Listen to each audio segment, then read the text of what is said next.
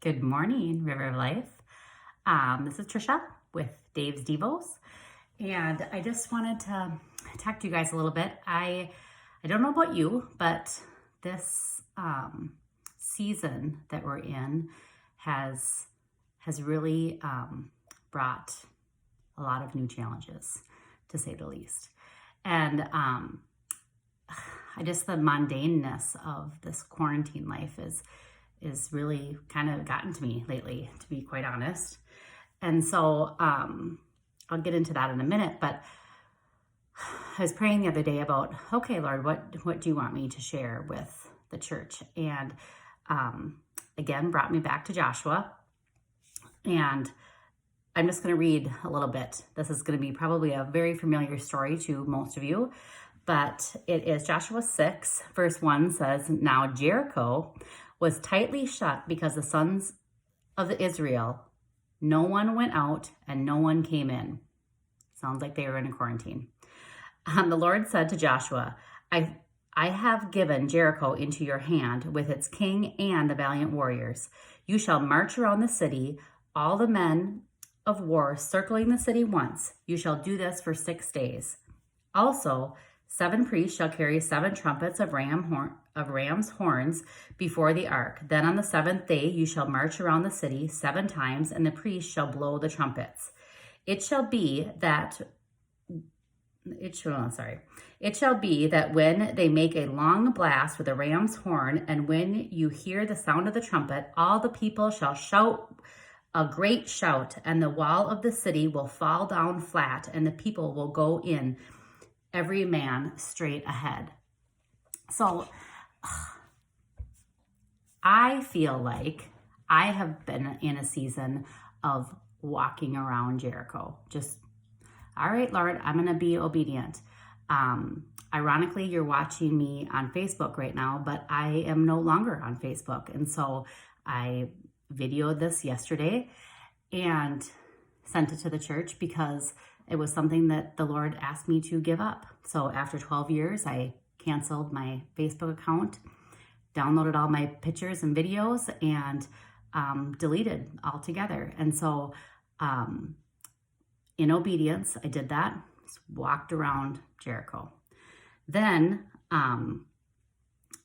eating really felt like God was like, you got to get a handle on your eating. I discovered through prayer and reading the word that food was an idol for me, that it was something that I put too high of importance on. Not to say that you can't eat. Obviously, I need to eat. That's a thing. But that God was more important than me thinking and toiling and being concerned about food. And so I gave up a lot of the foods that I really want to eat.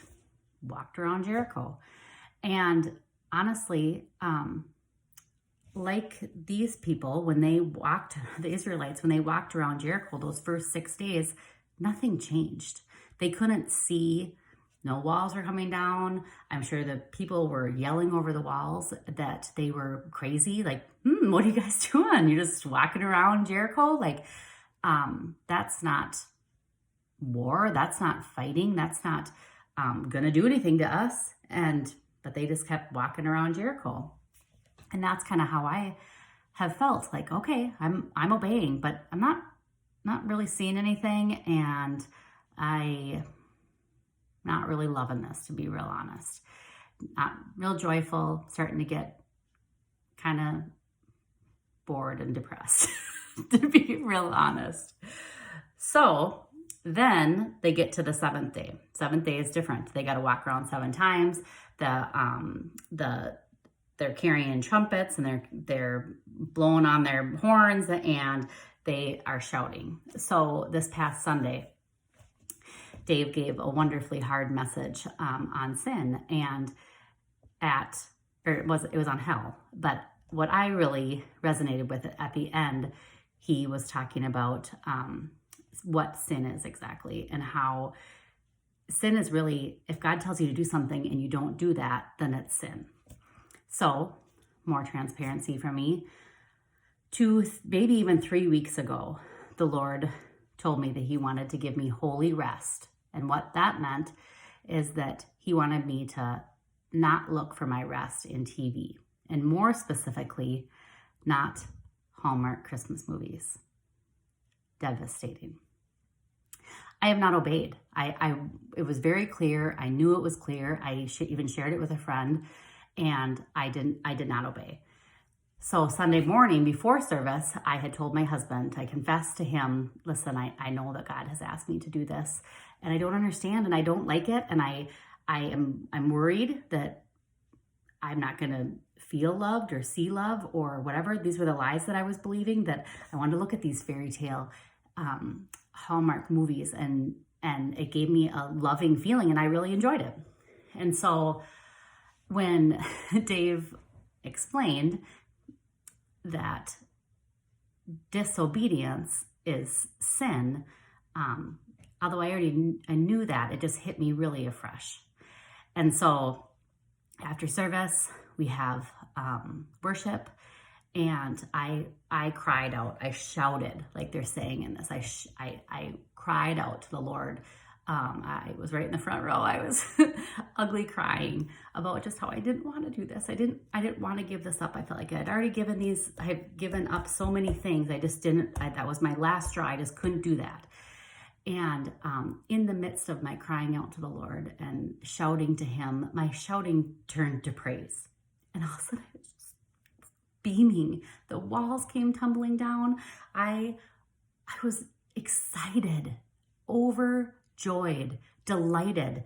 The word delight, when I don't have it in front of me, but the word, when the Lord says delight in the Lord and he will give you the desires of your heart, that word delight means to wrap yourself in, like wrap yourself in the will of God.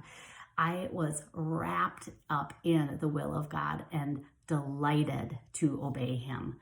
I don't know. Okay. So huge praise. I resonate with these Israelites. They walked around the building 6 times, or the city 6 times.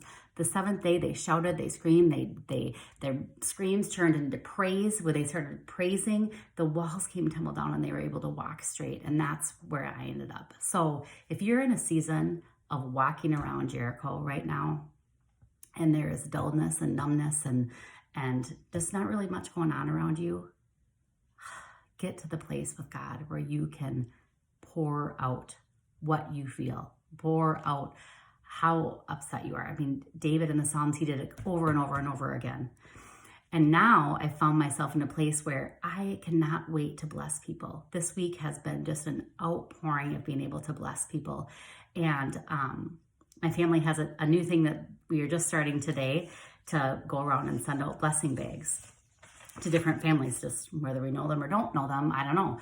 And try to start a movement of that we are blessed, and see how many of our friends and neighbors and communities can multiply this blessing and bless each other. So if that's something you want to be a part of, you can reach out to River of Life and they can get a hold of me, and I can certainly give you more information on that. But otherwise, just get in front of the Lord.